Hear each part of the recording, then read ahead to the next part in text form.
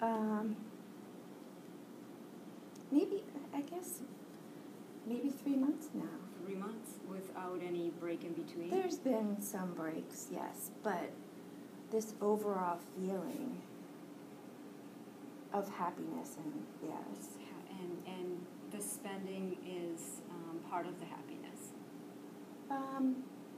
Yes, the spending, having fun with my boyfriend, and just enjoying life. And the drinking at the bar, how many drinks per night would you say you consume? It's not even about the alcohol. No? It's just about hanging out with my friends. So you're not excessively drinking. You're just. No, I mean mostly it's water or Diet Coke. Are you on any medications right now? No. Nothing. Mm-hmm. Okay, and this is new behavior. This is a new thing that your sons are seeing. Right, it's new. It's new since my husband died. I mean, but I feel like I grieved for him for 3 months, and then I just wanted to get my life back, so I started doing things socially, and then just one day I felt like I just woke up, and it was just a burst of energy, and there have been some in between that, some down times, but overall I feel wonderful. Can you tell me a little bit about your downtimes? Well, I mean, there are occasions that I do miss my husband, and I'll just want to stay by myself, quiet, in a dark room, just to, maybe kind of mourn him. So when you're alone in the room, are you just thinking of him and your time together? Is there anything just else? him and just sadness. Tell me a little bit about your sadness. Is it, do you feel just a void because he's not there anymore, or is it more internal for yourself? It's more internal. I feel like perhaps my life hasn't been what it could have been. Okay, so a little regret maybe, looking back over the years. But yes, a lot of sadness. When you say a lot of sadness, again, using a scale again, from 1 to 10, a little sadness being a 1 and a lot of sadness being a 10, where are you on that scale? An 8. 8, so that's quite significant. And when you're feeling sad, tell me a little bit about what's going through what are your thoughts? Well,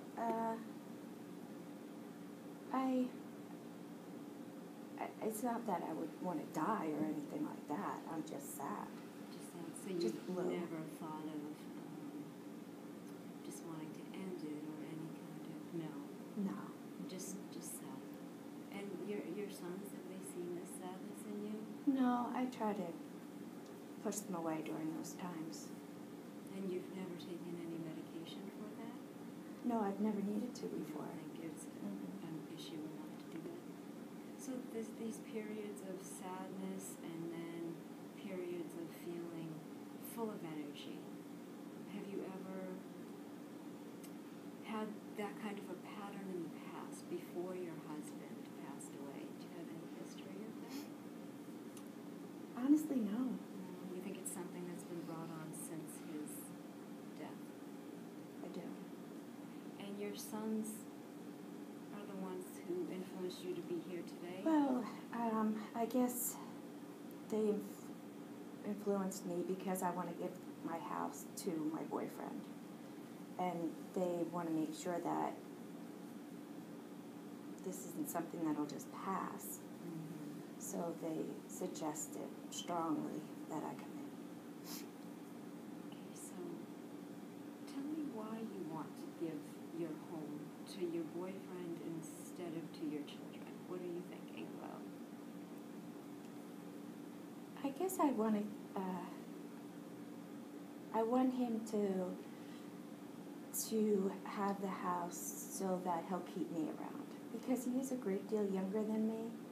So I'm thinking that maybe, the sex is great, and I just want to make sure that he keeps coming back. Well, I would imagine, in a 25-year marriage, I mean, it's natural for sex to not be the top of the list after 25 years, so I can imagine that being with a 25-year-old young man, the sex is probably good.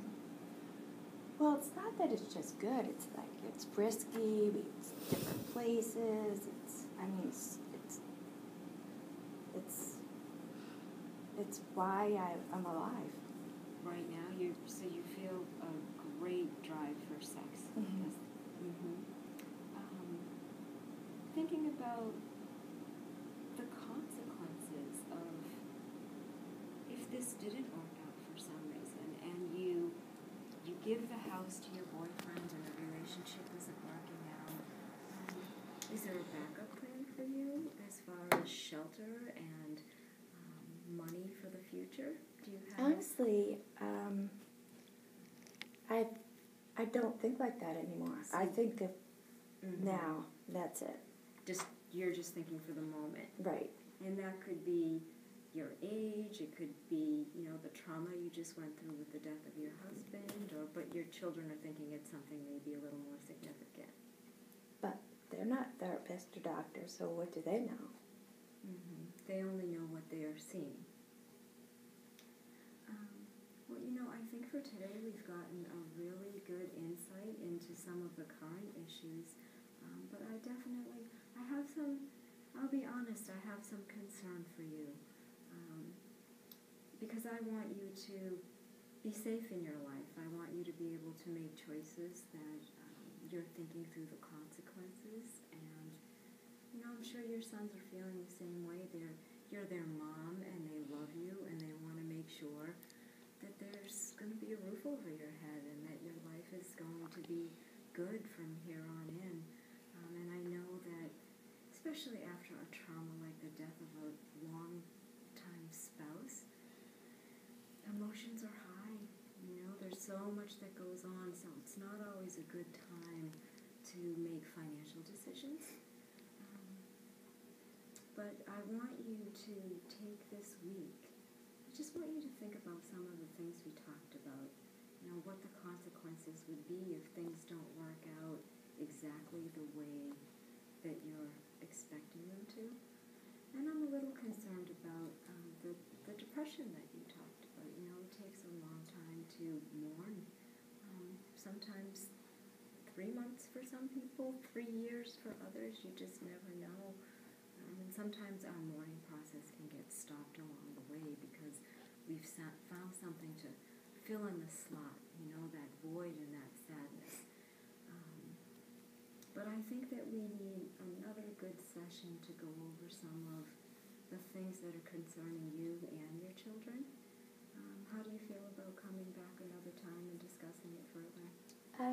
I think it might be a good idea, because hearing myself say some of these things out loud makes me think that I might not be making all the appropriate choices. Mm-hmm. So maybe, not giving him the house for another week will be an okay idea, and we can talk again.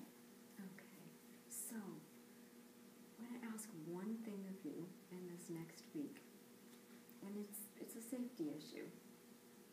That you promise me that you will not sign your name to any financial documents in this next week. That you're going to give some serious thought into those kinds of things until we meet again and discuss them further, that you won't jump the gun and do that? That's a deal. Okay. And then I also want you to journal. Do you mind writing a few things down for me, just so maybe we could see a little pattern here of when you're feeling blue and what was it that's causing it? Was it a song on the radio? Was it time spent alone? And when you're feeling down, how long it takes for you to feel better again? And also those feelings of happiness. Maybe some of the behaviors that are occurring when you're happy.